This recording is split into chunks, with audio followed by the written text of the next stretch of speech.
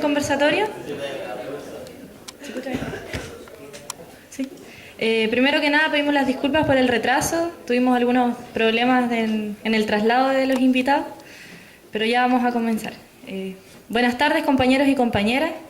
Mi nombre es Camila González, soy militante de la Organización Político Estudiantil Para Todos Todos y estudiante de Psicología de la Universidad de Concepción. Hoy en día la educación atraviesa una crisis profunda y que se evidencia, entre otras cosas, en la precarización de la educación que recibimos, en la dirección y funcionalidad que tienen los contenidos y las áreas del conocimiento y en el tipo de profesionales que produce nuestro sistema educativo. En el fondo, todo lo anteriormente nombrado es más la materialización de la intromisión del mercado en la educación. Es en este contexto que, como para todos todos, creemos que es central que todos quienes participamos en el proceso educativo conozcamos y profundicemos en alternativas que respondan a estas problemáticas y, sobre todo, que busquen soluciones para el conjunto de los estudiantes. Es con esta convicción que organizamos el conversatorio Perspectivas de la Crisis de la Educación, que busca ser una instancia de discusión, pero sobre todo que nutra nuestro desafío de plantear una respuesta y una propuesta para la educación que queremos. Para comenzar, les presento a quienes serán los expositores durante este conversatorio. Luis Yáñez, profesor en Tecnología y Artes Visuales y dirigente nacional del Sindicato Único de Trabajadores de la Educación, SUTE. Rodrigo Sánchez, profesor de Historia y académico en la Universidad de Chile, y académico del Observatorio Chileno de Políticas de la Educación, OPECH, y Felipe Quesada, actual presidente de la Federación de Estudiantes de la Universidad de Concepción. Los dejo con el primer expositor, Rodrigo Sánchez, académico de la OPECH.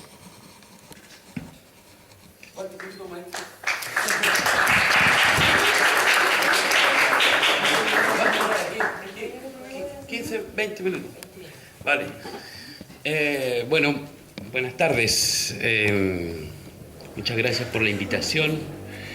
Y también agradecido de... Yo creo que hay que profundizar sobre estos temas, digamos. Entonces, en ese sentido, creo que es importante, por el año que se nos avecina, digamos, entrar a un debate, por un lado, informado, con posiciones, por cierto, y un año, yo espero, de lucha, digamos. A propósito de la inauguración que hacías, yo soy un convencido que estamos en una crisis profunda en la educación chilena. En la educación superior esta cuestión tiene cáncer, que alguien no lo quiera ver, quizás ahora vamos a ir demostrando por qué esto tiene cáncer, digamos.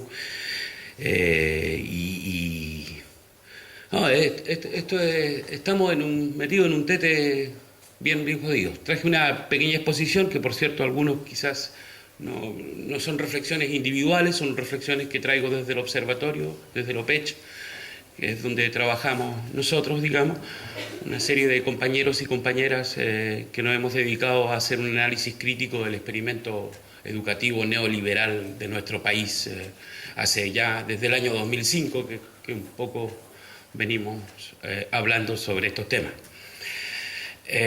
Y por cierto, profundizando en otros que no lo habíamos visto y viendo cómo aparecen otros y echándole ahí encima de la olla. Lo segundo, por veces, es solamente un asunto medio pedagógico, digamos, a veces soy un poco histriónico, pero eso es parte de la pedagogía. Para los que son de educación saben que es una herramienta didáctica, ¿no? Por veces resulta y por veces no. Ok, la exposición es el desalojo de la universidad pública, o más bien el Frankenstein, el experimento realizado en la educación superior chilena, digamos. Y quería, si puedes pasar eso, por favor. Ahí está. Quería trabajar tres grandes temas y al final algunas propuestas que se nos ocurren, pero no necesariamente son compartidas, digamos. Y algunas preguntas, pero por sobre todo al principio algunas temáticas generales sobre la educación superior, no solamente en nuestro país, sino que a nivel de América Latina, digamos. Dos, algunos antecedentes históricos de la educación superior en nuestro país. Tres, entrarle a algunos nudos problemáticos algunos, porque esto es una olla, uno lo que saca está mal, digamos. Entonces vamos a tratar algunos, quizás algunos de los otros exponentes quizás van a tratar otros o profundizar sobre los mismos o dar sus opiniones sobre estos mismos. Y finalmente algunas preguntas, algunas propuestas, pero medianamente rápido. Pasemos entonces a la primera, que tiene que ver con cómo discutir. Dale nomás, completo, sí. A ver, algunas temáticas de la educación superior en América Latina. Primero plantear que efectivamente hay una expansión en el sistema de educación superior. Eso no es solamente aquí en Chile, porque es lo que generalmente nos rebotan desde el otro lado. Bueno, pero estamos en un proceso en donde nunca, en la historia de nuestro país, esto es lo que nos dicen, nunca en la historia de nuestro país ha ingresado tanta gente a la educación superior. Ok, pero eso no es chileno. Eso también sucede en Bolivia, eso también sucede en Argentina, eso también sucede en Brasil, eso también sucede en Nicaragua, eso también sucede en México, eso también sucede en cualquier país de América Latina. Más rato voy a mostrar un gráfico, digamos.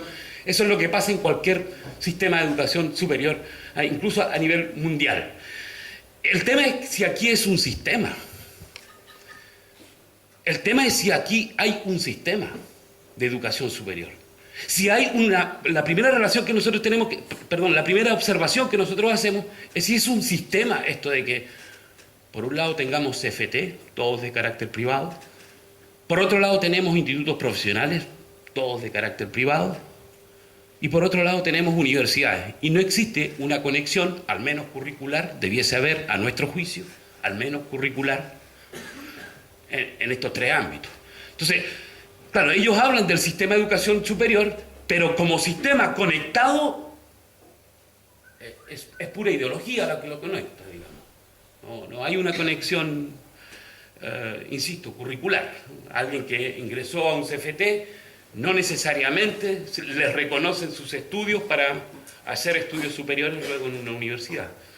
En un sistema, si es un sistema global, podría ser reconocido, por ejemplo.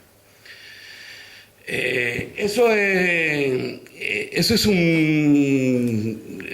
el proceso de expansión, insisto, es un proceso que se ha llevado a cabo en toda América Latina y me atrevería a decir en todo el mundo. Eso ha conllevado a creo yo, una significativa democratización en el acceso. Significativa, pero aún hay muchos postergados. Significativa, pero aún hay muchos postergados. No sé si los porcentajes, por ejemplo, en el mundo indígena son los mismos que los que representa el resto de la población chilena. No sé si los porcentajes de ingreso en mujeres son los mismos que en hombres. Entonces, hay que tener un poquito de cuidado cuando nos tiran, en general desde el poder, voy a hablarlo así, simplificarlo, desde el otro lado, digamos, nos dicen, no, mira, esto es lo que está pasando. Sí, pero, a ver, veamos algunas cifras. Y eso es un tema, en general, para toda América Latina, digamos. Hay un crecimiento en los posgrados brutal. Voy a decir lo siguiente, y lo puedo volver a repetir, en cualquier parte del mundo. Fíjate lo que tratamos de hacer. La conclusión es esta, no voy a decir lo que tratamos de hacer. Tratamos de investigar la cantidad de posgrados que se hacen en América Latina en cualquier rubro en la educación superior. Y cualquier estadística queda obsoleta en 14 días. Fíjate lo que estoy diciendo. Cualquier estadística para llevar cursos, diplomados, magísteres, doctorados de posgrado en América Latina queda obsoleta en 14 días. O sea, lo que nosotros pudiésemos hoy día sacar, esto es lo que se oferta en América Latina, en 14 días está obsoleto porque ya va a haber un cursito más, etc. Es un tema. Porque es una vía de financiamiento de la universidad, digamos. No nos hagamos los locos frente a esos temas, digamos. Otro tema que se deriva a propósito de la expansión del sistema de educación superior, la calidad de las instituciones. Generalmente, yo creo que hasta los 70, en algún momento, si es que se hablaba de calidad es un concepto neoliberal, No existe, no sé si hay alguien aquí, estudiantes de educación, ¿no? Todos ustedes saben que ni Piaget, ni Vygotsky, ningún teórico de la educación hablaba de calidad de la educación, ¿no? Eso es un concepto que se introduce a partir de la implementación de modelos neoliberales, entonces hablemos de la calidad de la educación, y al principio calidad era equidad. Hoy es cualquier cosa, ¿no? Si no atenemos, por ejemplo, a los sistemas de acreditación de las universidades. Hoy es cualquier cosa, ¿no? La Universidad del Mar estaba acreditada, ahí quedó. La Universidad de Arce estaba acreditada, ahí está. La universidad, ¿sí? O sea, no certifican nada esos sistemas de acreditación. Disculpen de ser tan brutal en estas cosas. Por último, algo que quizás voy a dejar y que entiendo que aquí en Concepción se está, al interior de algunos colectivos, se está haciendo una reflexión interesante. Quisiera plantear la relación, también es un gran tema esto, la relación entre el desarrollo productivo y el desarrollo de las universidades o la producción universitaria, lo que aquí entonces se está hablando como el conocimiento. ¿Qué están produciendo las universidades? Ese es un tema. ¿Qué están produciendo? ¿Qué están construyendo? ¿Qué conocimiento están construyendo las universidades? ¿Para quién? ¿Para qué? Las universidades prefieren, el ejemplo es el siguiente, las universidades prefieren sacar una patente y certificar de que ellos, por ejemplo, fueron capaces de crear, no sé, el remedio ante una determinada enfermedad, pero las universidades no construyen el conocimiento que en estos momentos están produciendo todos los trabajos, no sé, temporeros a propósito de los químicos que se utilizan. Eso no dice nada. No hay ninguna universidad que esté diciendo lo que está pasando en nuestro país, por ejemplo, en ese rubro. Pero bueno, más vale lo otro, pareciera ser. Entonces, al calor de qué desarrollo se está pensando el conocimiento. Y creo que eso es algo, aquí en CONCE he mantenido algunas cartas con algunos colectivos de acá, entre ellos con la gente de la federación. Yo creo que ahí ustedes tienen que hacer una reflexión, los invito, los exhorto a que eso salga, porque eso nos va a servir, digamos. Por último, el tema de la educación superior, el tema del financiamiento, perdón. Y ahí solamente preguntarse a quién se financia, a quién se está financiando. Bueno, lo anterior sucede en cualquier país de América Latina, sea este de corte neoliberal, sea este de corte transformador. Corte transformador, llámese Venezuela, llámese Bolivia, ¿por qué no Brasil? Voy a dar ejemplos concretos. Lula, durante sus 8 años de gobierno, instaló 14 universidades públicas y 244 campus universitarios. Mujica, que acaba en estos 4 años, construyó 3 universidades públicas. La primera, Universidad Pedagógica Nacional de Uruguay, una universidad tecnológica y, como ellos tienen un corte medio agrario, una universidad de agronomía, algo así. Pero hay una apuesta por parte del Estado. Aquí hay otra apuesta. Aquí es neoliberalizar, aquí es, ¿no?, que se construyan las universidades que quieran, digamos. Es otra apuesta. No quiere decir que sea la única apuesta que hay en el mundo, eso estoy tratando de decir. Pero aquí se optó. ¿Por cuál? Por aquella que es de más mercado, de más neoliberalismo, la más callampera. Digamos las cosas como son. Podrá no ser muy académico el término, pero sí al menos es figurativo, ¿no? Ok. Pasemos entonces a nuestro país. Disculpa, sí, podemos. Claro, no. Algunos antecedentes, bueno, lo voy a tirar rápidamente, digamos. Antes del 73, antes de la dictadura, existían solo 8 universidades con sedes regionales que impartían educación profesional y técnica, que impartían ambas, profesional y técnica. ¿Sí? La dictadura reemplazó a sus rectores por miembros de Armada, Aviación y Ejército. Antes del 74, estos planteles, incluyendo esta universidad, eran financiadas aproximadamente en un 80% de un financiamiento directo. Hoy la universidad que más recibe con aporte de financiamiento directo es la universidad a la cual pertenezco, con un 19%. Entiendo que la Universidad de Conce le entregan el 12% de su 100%. Más no llega. El resto, aranceles. Paguen ustedes. Disculpen la brutalidad, pero es un poco para ir mediando. A partir de 1980 nacen las universidades derivadas y se termina con la universidad gratuita. Si puedes pasar a la otra, ¿sí? Se promulga la LOCE, ojo, se promulga la LOCE un día antes de que el dictador dejara el sillón presidencial. Escribió la ley LOCE, que es la que rige a la educación superior. Hoy en día. Hasta hoy en día, la ley que regula la educación superior en nuestro país es la ley efectuada el último día por el dictador, ¿sí? La que firmó el 9 de marzo. Y esto es interesante porque este lo mostramos el año pasado aquí mismo en Concepción y a propósito de eso se armó una discusión interesante, digamos, porque un poco lo que tratamos de reconstituir cómo se construyeron las universidades privadas sabiendo que se iba a promulgar la ley. Entonces, me voy a parar, disculpen, a partir de 1989 hasta el 9 de marzo de 1990 se construyeron todas estas universidades. ¡Qué casualidad! ¡Qué azar histórico! ¡Qué casualidad! Fíjate que, bueno, voy a empezar por acá. Universidad Finisterra, Universidad Mayor, Universidad Bolivariana, Universidad Mariano Egaña, Universidad Las Américas, Universidad La República, Universidad Adolfo Ibáñez, Universidad Nacional Andrés Bello, Universidad Viña del Mar, Santo Tomás, Internacional. El 31 de enero de 1990, ¿sí? Un mes, 40 días antes que el dictador... Mira cómo estaban trabajando los tipos, ¿no? Universidad Autónoma de Chile. El 6 de febrero no hubo vacaciones. Universidad Adventista de Chile. Universidad San Sebastián el 9 de febrero.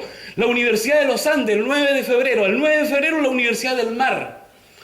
Sigo. El 22 de febrero Universidad del Desarrollo. El 2 de marzo. Una semanita antes. Ahí seguían trabajando. Sí. Universidad Marítima de Chile, 6 de marzo Universidad del Pacífico, 7 de marzo Universidad Bernardo O'Higgins, 9 de marzo, el mismo día, construyendo... Apurémonos. Disculpen, hasta el Arcis metido, 9 de marzo. Déjale. Parece que estaba pactado esta cosa. Y nadie sabía de esto. Bueno, adelante no. Vamos a seguir. Bueno, las personas que debatieron y conformaron este nuevo sistema, siempre será un sistema, fueron quienes acumulaban el poder y el dinero. No lo digo yo, lo dice una profesora que es Premio Nacional de Periodismo, Monkeberg, que estudió el negocio de la educación superior. El bien común, por lo tanto, pasó a un segundo plano y el diseño técnico y racional que existía anteriormente de las políticas públicas dio paso a este tipo de experimentos, a este tipo de conejillos de India, a lo que tenemos hoy. Y por sobre todo, inventemos esto y destruyamos lo otro. Esto es como el desalojo de la educación pública, digamos. El desalojo del sistema de educación superior que teníamos. Parafraseando a Alamán, digamos. En un país que estaba lejos de alcanzar el mentado desarrollo. Bueno, igual cosa, como ustedes saben, ocurrió con la salud, el sistema previsional, el empleo, la vivienda, etc. Y por último, aquí decir que el modelo actual no se constituyó bajo ningún proceso de diálogo social participativo, por lo tanto, como dice Salazar, carece de cualquier legitimidad. Podrá ser, ¿sí? Podrá tener ahí un orden jurídico, pero ¿es legal o no es legal, como dicen los cabros? No sé. Esto no es, para mí no es legítimo, digamos. Algunos nudos problemáticos de la educación superior en Chile que podríamos discutir. Hay uno que tiene que ver con el concepto de lo público, digamos. Nosotros hemos llegado a la conclusión que en estos momentos defender el Estado de Chile es como defender el Estado más neoliberal del mundo, digamos. Entonces nos preocupa. Entonces más bien le hemos comenzado a dar la vuelta y creemos que lo público no necesariamente es lo del Estado, digamos. Es lo de las mayorías, es lo de todos, es donde hay participación, es donde la soberanía se expresa, digamos. Es la institución que tiene la mayor cantidad de vínculos con la sociedad y sus necesidades. Eso podría ser una educación pública y un tipo de institución pública. A nuestro juicio, una universidad que tiene dueño no puede ser pública, por más que les pongan ahí en la misión, esto tiene bien público. No. pasa? ¿Qué te pasa? ¿No? Entonces, nos encontramos, creo yo, ante una tensión existente hoy en día. Una tensión entre dos modelos de universidad. Una universidad en la cual intentamos resistir, no está dicho.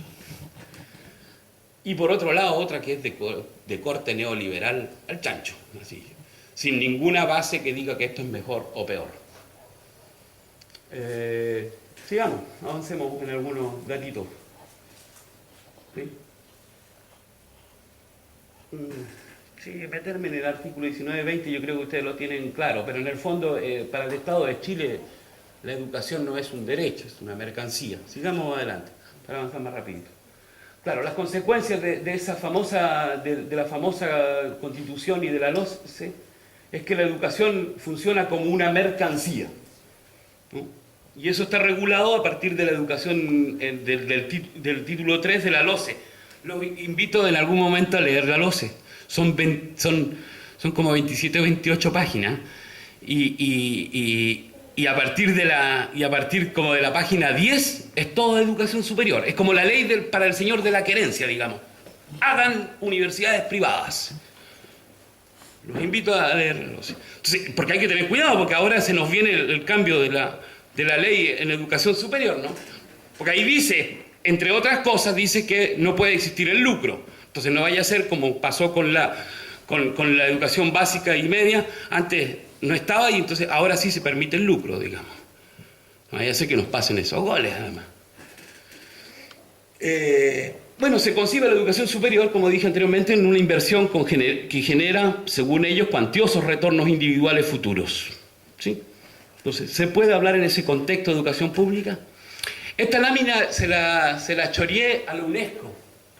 ¿Ubican la UNESCO? ¿Sí?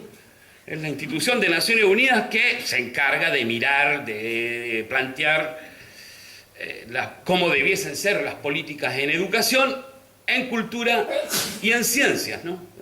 Bueno, en educación son como los padres, ¿no? Y ellos plantean que para Chile este es el problema que existe, la situación de la educación terciaria en Chile. Estas son las claves para entender el conflicto. Ahora, que el gobierno de Chile y que el gobierno anterior, etcétera, no quieran hacer caso omiso, yo remito a la UNESCO, porque puedo poner otra fuente acá, pero remito a la UNESCO. Entonces ellos dicen que en la situación de la educación terciaria, universitaria y técnico profesional, dice, está en rojo, mira, se los choreé cuando lo estaban haciendo, dice, hay que agregar la inexistencia de instituciones de CFT e IP público. Ellos dicen que ese es un problema. Para la UNESCO dice, oye, cuidado con eso. Eso ha generado conflictos. Para la UNESCO dice que la inequidad y la exclusión en el acceso a las instituciones educativas es un problema. La UNESCO dice que el alto costo y endeudamiento de los estudiantes y o sus familias es otro problema. La inexistencia, dice, ojo, la inexistencia de instituciones regulatorias de calidad en la educación superior. La UNESCO. No soy yo. La UNESCO. Y por último, ellos hablan de una falta de pertinencia de la educación. Es decir, hay una oferta guiada por demandas individuales sin planificación que tenga en cuenta las necesidades sociales, ni siquiera del mercado del trabajo, ¿no?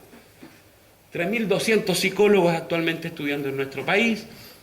Posiblemente seamos un país de locos, digamos. Pero ¿cuántos periodistas? ¿Sí? Hay que sacar esos números. Pasemos un poquito más arriba. Esto también se lo choreé a la UNESCO, pero esto era solamente para que ustedes miraran. En el fondo es la expansión de la educación superior. Esto se produce en cualquier parte del mundo, ¿no? Ahí está Asia, los colores, digamos, América, Europa, etc. Pero en el fondo es lo que pasa en cualquier parte del mundo. Ahora, que la opción nuestra sea esta, que la opción nuestra, digamos, que la opción que tomó Chile sea una de corte neoliberal, no necesariamente es lo que pasa en otros países del mundo. ¿Sí? Pasemos, por favor. Vale, sigue. Esto es cuánto es la inversión que se hace en educación superior. Entonces se separa, lo rojo es lo público, la inversión que entrega el Estado, y lo azul es lo que es privado. Cuando hablo privado, no es que la empresa privada es la que esté apoyando, sino que sí, es privado, ustedes pagando el arancel, etcétera. Y entonces, aquí está Chile, digamos, entonces muy poquitito en lo público, y azul es lo que pone el privado somos nosotros, ¿no? Que se entiende. En general, en los otros países del mundo, si ustedes pueden ver, más va hacia lo rojo, ¿no? Pasemos. No, pasémosla porque esta otra me interesa más. El gráfico llega al 2009, 2010, esto ha seguido aumentando. Hoy se habla de una matrícula aproximada de 1 millón de estudiantes, digamos. Pero lo que es interesante aquí seguir es que aún hay un 70% que no ingresa a ninguna institución de educación superior. ¿No? Es interesante mirarlo del otro lado. Si bien hay un 30% que está estudiando, hay un 70% que ni siquiera ingresa a los CFT.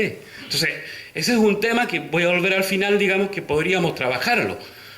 Soy de los que creo que no hay que poner ninguna barrera de acceso, por ejemplo, al quintil más pobre, ni siquiera de PSU. Porque lo que va produciendo es un poco, y reproduciendo es un poco lo que estaba señalando, digamos. Pasemos más. Bueno, esto ya empieza a mostrar las distorsiones de nuestro país, digamos. Siempre la Universidad de Chile fue la universidad que tenía más matrícula, ¿no? 25.000 estudiantes. Hoy en día las universidades privadas han superado la Universidad de América. Este año dice que llega a los 30.000, digamos. ¿Sí? La Universidad Andrés Bello por lo mismo, digamos. Pasemos más adelante, por favor. No, sí, ya lo planteé anteriormente. Esto podría ser interesante, digamos, por eso decía. Fíjate, este es el quintil más pobre, quintil 1, quintil 5 el quintil más rico. Entonces, en educación básica, sí, van casi iguales, digamos, la distancia es de 3.4. En educación media hay un 10% que no sigue estudiando de los quintiles más pobres, ¿sí? Pero en la educación superior, fíjense la distancia que hay. Hay un 14% que está estudiando en la educación superior, ¿sí? Mientras que del quintil más rico hay un 74% que estudia. La distancia es brutal, digamos. Sigamos, porfa. No, sigamos adelante, eso la puedo explicar después, así rápidamente.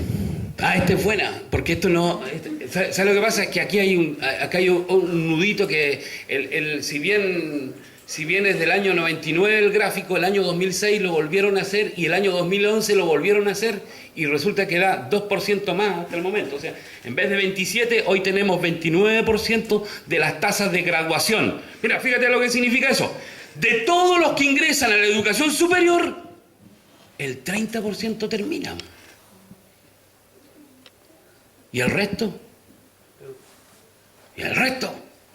Ahí quedó endeudado. Ni siquiera terminó sus estudios. Ni en los CFT, ni en los IP, ni en las universidades privadas. No importa, ¿no? Que ingresen todos. Después empiezan los ramos coladores. Todo el mundo sabe ese tema, digamos. Entonces, las tasas de graduación son bajísimas en nuestro país. De eso nadie habla en este país. De eso el gobierno importa un carajo si lo que están es subvencionando negocio, business. Bueno, pasemos a otro. ¿Qué desigualdad? Por último, algunas sobre financiamiento del sistema, a ver, pero...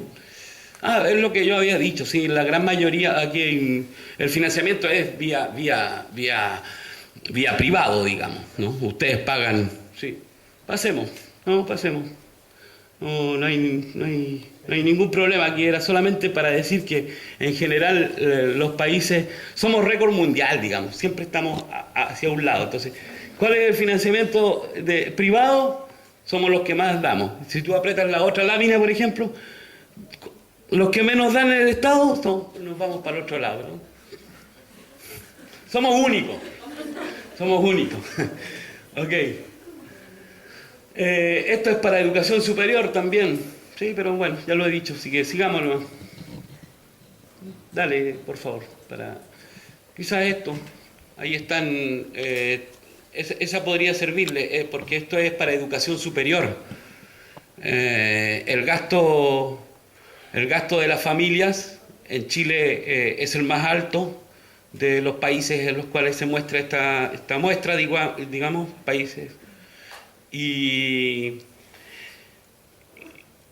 eso no sé, bueno, quizás los amigos panelistas ahí podrán decir que está pensando el gobierno hacia adelante, digamos, pero dale al otro lado. No, sigamos.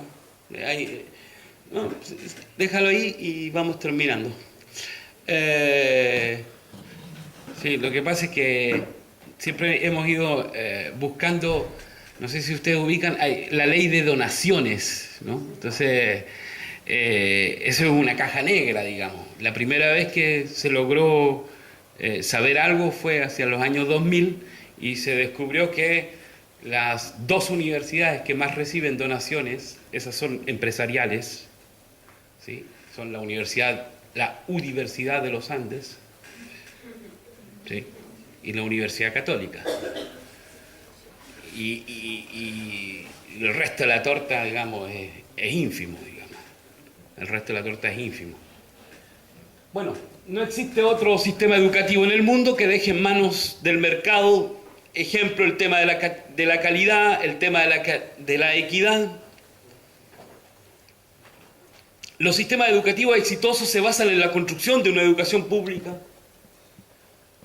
¿Dónde incorporar mecanismos de Estado? ¿Cómo materializar la opción por la educación pública? Hoy, como nunca antes, la fuerza de los argumentos, de la evidencia empírica, de lo que estamos mostrando, de los numeritos, al menos le dan la razón a la voz de los actores educativos que luchan por una educación pública y gratuita. Pasemos a las últimas, que ya vamos al lado de las propuestas. Sí, estas las tiramos así, ustedes quieren las recogen o no, pero bueno, primero es necesario eliminar todo mecanismo de selección discriminatoria hacia los sectores populares, digamos. Segundo, yo creo que hay que hacer un nuevo trato del Estado con las universidades. Eso significa al menos rediseñar un sistema estatal donde la cooperación interuniversitaria sustituya a la lógica perversa de la competencia por financiamiento y mercado entre las universidades, al menos del sistema Cruch, No puede ser que estemos compitiendo entre universidades. Si ustedes se van a Francia, esto de París 1, París 2, todas esas universidades que existen en París, es porque no se acepta la competencia. Lo que hay es creación de nuevas universidades, pero no para competir, sino para colaborarse. Entonces, no sé, pues la París 10, no, es que en estos momentos la sociología pasa a ser importante. Ok, hagamos una universidad que tenga que ver con las ciencias sociales. No, es que la ingeniería, está bien, hagamos una universidad, pero son cooperativas. Cooperadoras, perdón. Son cooperadoras. No son de competencia. ¿Alguna otra propuesta? A ver, sigamos adelante, por favor. Creación de una yo soy de los que me creo aún la posibilidad de una creación de universidad nacional, sigamos. Eliminar el AFI. Ese es un tremendo problema, no sé cómo está acá el asunto. Para la Chile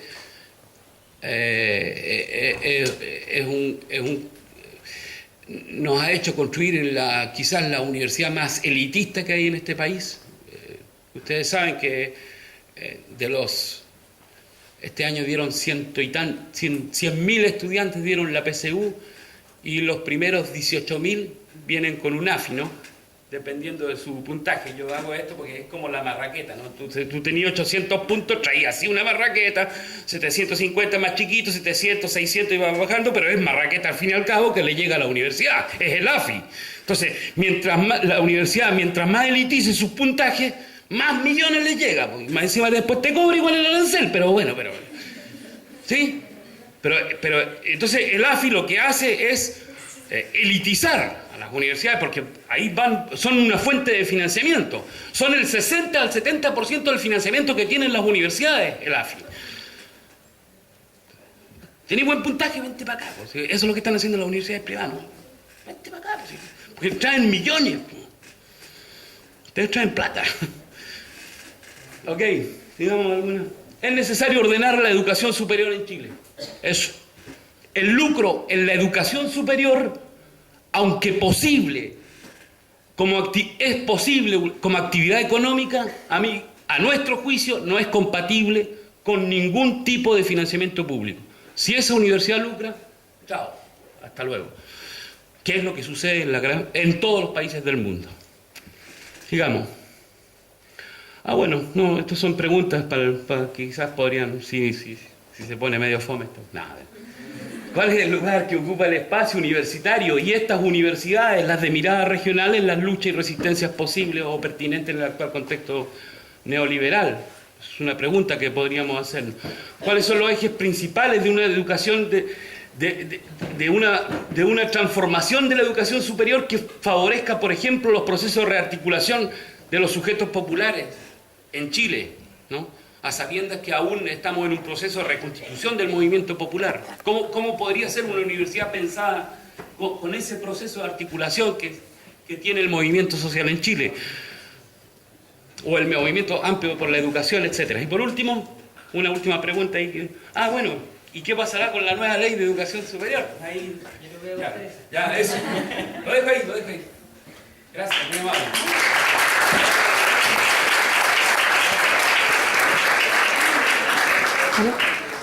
Bueno, agradecemos la participación de Rodrigo Sánchez y para continuar los dejamos inmediatamente con Luis Yáñez,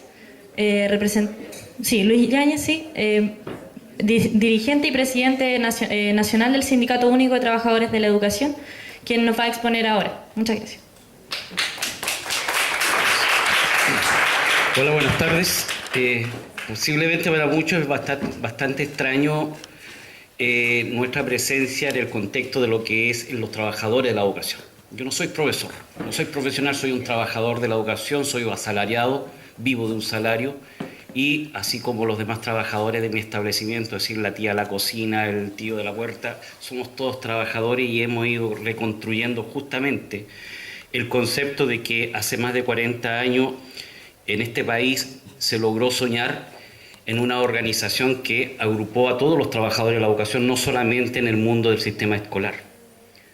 Rodrigo hablaba mucho de lo que es la crisis del sistema de la educación superior. Yo no puedo hablar desde el mundo de la descentralización porque la crisis es globalizada. La crisis no es al azar, la crisis es transversal. Aquí la crisis se comienza a gestar en el año 56 cuando un grupo de economistas egresados de la Universidad Católica son llevados a Chicago. Cuando este grupo de economistas elaboran las primeras bases de la economía que hoy impera en nuestro país y se la elaboran en este caso a Arturo Alessandri como candidato a la presidencia de la República a fines del, en este caso, el 69. No es al azar de que para lo que puedan seguir justamente en estos antecedentes, está en el libro, de este caso, las bases económicas, en este caso de la política de la dictadura, que es el ladrillo. El ladrillo, justamente todo lo que acaba de expresar Rodrigo, es lo que se planteó y lo que se trabajó al interior de la Universidad Católica, específicamente en forma ya más profunda a partir de mayo del 73, en relación a qué tipo de sistema económico tenía que tener Chile y qué tipo de sistema educacional tenía que tener Chile. No olvidemos que hasta el 11 de septiembre Chile tenía un sistema desconcentrado, no era un sistema descentralizado. Descentralización no solamente es en relación al tema educacional, hasta las organizaciones actuamos descentralizadamente, es decir, los trabajadores de la educación por un lado, los portuarios por otro lado, así nuestras luchas son descentralizadas porque así es el corte y el carácter que le dio la dictadura y así también lo asumió en este caso los distintos gobiernos de la concertación. Y así nos ha pasado en lo que fue el conflicto del 2006 y el conflicto del 2011 también en lo que es el movimiento estudiantil. Por eso se podría establecer que, entre comillas, no hemos avanzado porque no ha habido una mirada más articulada dentro de este contexto descentralizado que estamos viviendo.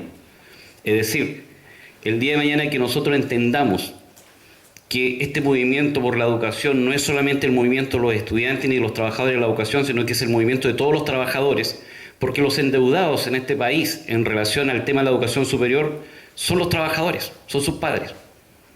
Es decir, el primer endeudado y el último endeudado no son solamente ustedes, comienza en este caso con la familia y comienza con los padres.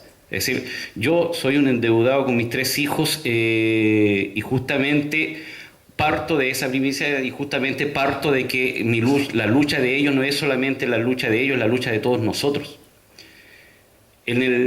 Cuando nosotros hemos nacido como sindicato único, no somos sindicato unitario, no estamos adscritos tampoco a la CUT. Creemos que cuando rescatamos justamente la historia, rescatamos también la emocionalidad de lo que significó para el sindicato único en el 69 y en el 70, en donde a la vez ellos elaboraron la primera apuesta en relación a qué tipo de modelo o qué tipo de sistema necesitaba Chile en esos tiempos, claro, en vía del socialismo, y se trabaja durante 3 años en lo que fue simplemente la Escuela Nacional Unificada. Para muchos, dentro de esa emocionalidad lo podemos justamente visualizar en Machuca. Machuca es el mejor reflejo de lo que fue la ENU. Y es lo que se esperaba y justamente lo que esperábamos dentro de lo que fue también la Universidad Técnica del Estado, donde los trabajadores a partir de las 6 de la tarde se dirigían en Santiago ya a estudiar a la universidad. ¿Por qué? Porque se estaba dando la posibilidad justamente de ese grado de discriminación que habla Rodrigo. Es decir, que también los trabajadores tenían derecho a la educación superior. ¿Por qué? Porque lo que era la ENU rescataba mucho el concepto de la educación permanente. Y no rescataba la educación de calidad. Ahí coincidimos, por eso es transversal, es globalizada, en este caso la mirada que tiene Rodrigo con nosotros, porque aquí lo que nosotros deberíamos tener es una educación digna. Aquí hay que erradicar el concepto de calidad, aquí hay que establecer una educación digna para todos. Y cuando hablamos para todos, no solamente para la educación superior.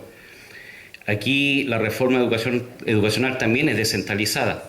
Comenzó en junio del año pasado con la educación inicial, con el proyecto de educación inicial, en donde se privatiza, donde ingresa el lucro a los jardines infantiles de la Junji, en donde comienza justamente con el copago y comienza en este caso con el sistema escolar, ingresa el CAE. Es decir, hoy al sistema escolar ya ingresa el CAE. Es decir, no basta con el alto grado de corrupción que existe en este país con los bancarios, hoy también los vamos a tener en el sistema escolar.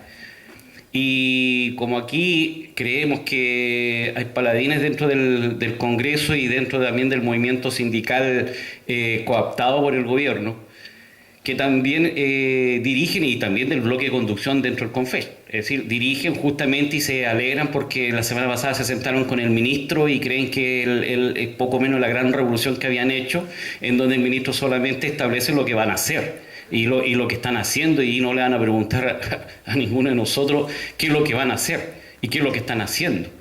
Pero sí tenemos dirigentes sindicales que dicen, más han dicho gremiales, porque no olviden de que en el tema histórico, la segunda organización que queda, que ingresa a la ilegalidad después del golpe de Estado es el Sindicato Único de Trabajadores de la Educación. Son 123 compañeros que son los primeros detenidos, desaparecidos, ejecutados políticos.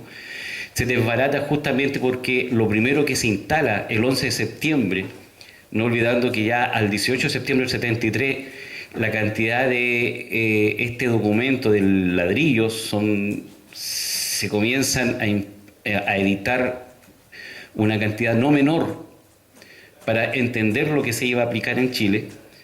Nosotros desaparecemos justamente el día 11 de septiembre del 73 y este gobierno, entre comillas, que nace y se cree gobierno, que es la dictadura, crea justamente el Colegio de Profesores el 16 de octubre del 74 y finaliza y termina justamente la gran labor que aún hay en Uruguay con las escuelas normales.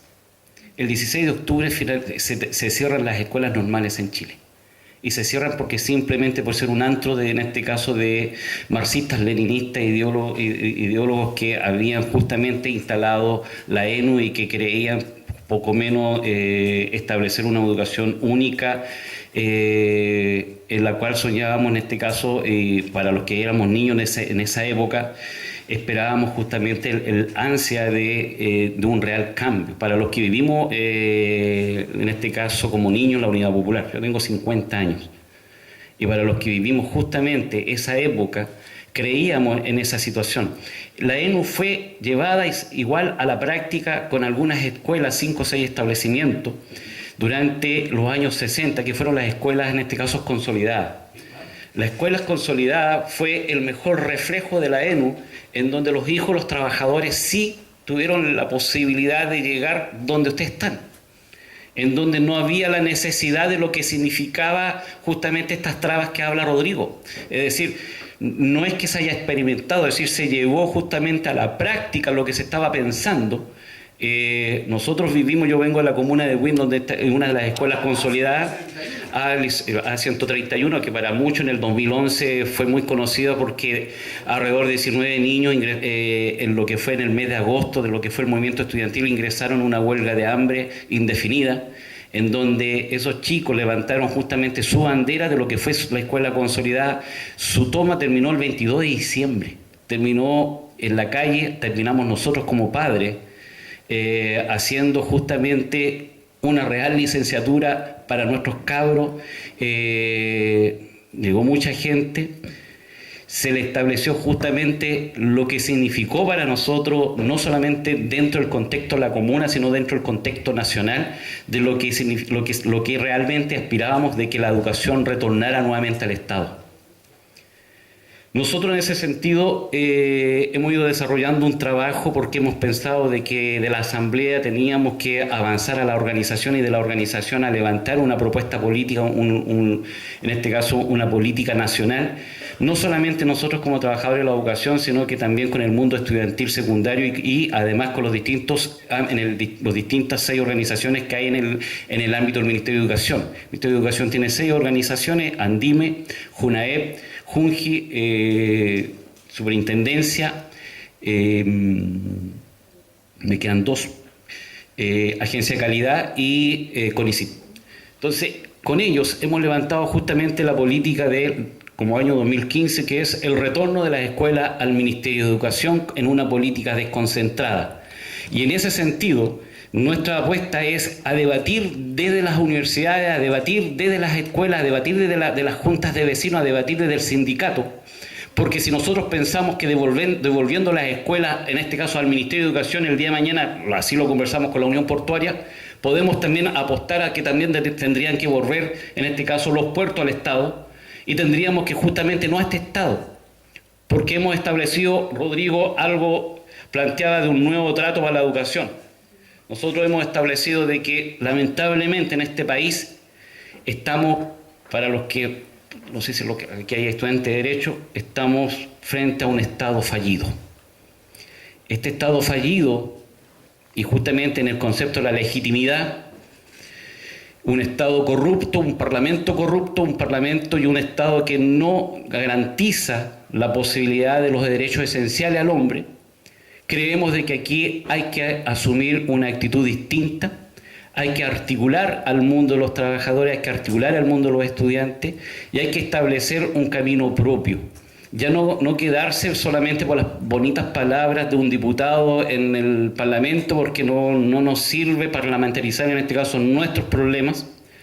Hay que erradicar los distintos proyectos. Aquí el proyecto de educación superior tiene que ser construido desde las bases. Tiene que también participar los trabajadores y también el mundo de la educación, en el caso secundaria. Tiene que participar el mundo de la ciudadanía. Y justamente para poder participar, requerimos en ese sentido de que hoy hay que refundar este Estado.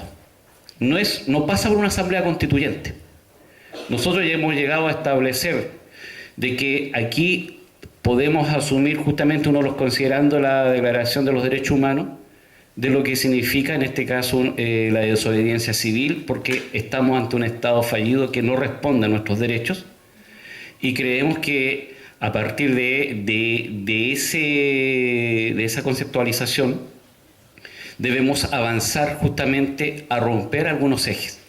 El Colegio de Profesores nuevamente está levantando hacia el mundo del CONFER la mesa social por la educación, en donde dos de los elementos que ellos están llevando a cabo, porque más allá del tema de proyecto de educación superior está entrelazado con los otros proyectos también de reforma, hay un proyecto que es de carrera profesional docente, en donde los mismos estudiantes de pedagogía, lo conversábamos recién con Felipe, no hay aún una actitud del estudiantado de pedagogía en relación al proyecto de carrera profesional docente, que es justamente la posibilidad para el sistema de instalar la flexibilidad laboral en este caso desde el estudiante de pedagogía.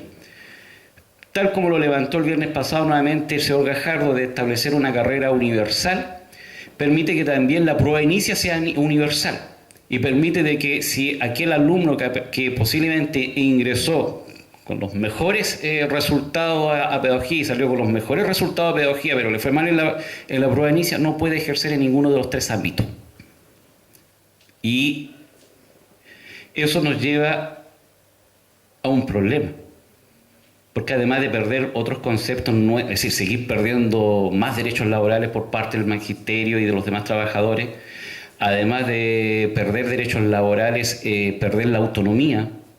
Para nosotros es importantísima lo que es la autonomía al interior del aula, y nos va a llevar justamente de la mano a colocar en este caso un límite de que el día de mañana ningún sistema escolar, ni sistema de educación inicial, ni menos la educación superior, podemos soñar de que van a haber universidades nacionales y podemos soñar de que la educación va a ser pública estatal. Porque la carrera profesional docente limita a los trabajadores de la educación a ingresar a ser funcionarios públicos del Estado. Esa es la apuesta que estaba muy de la mano con lo que es la reforma laboral, de que además la reforma laboral va a impedir a los trabajadores de la educación a organizarse, porque ¿qué es lo que ha visto el gobierno? Ha visto de que después de lo que fue la movilización del año pasado de los docentes, hemos ido construyendo diversos tipos de organizaciones, es decir, más sindicatos, más asociaciones dentro de los departamentos, en este caso de los DEM, de las municipalidades, y más otro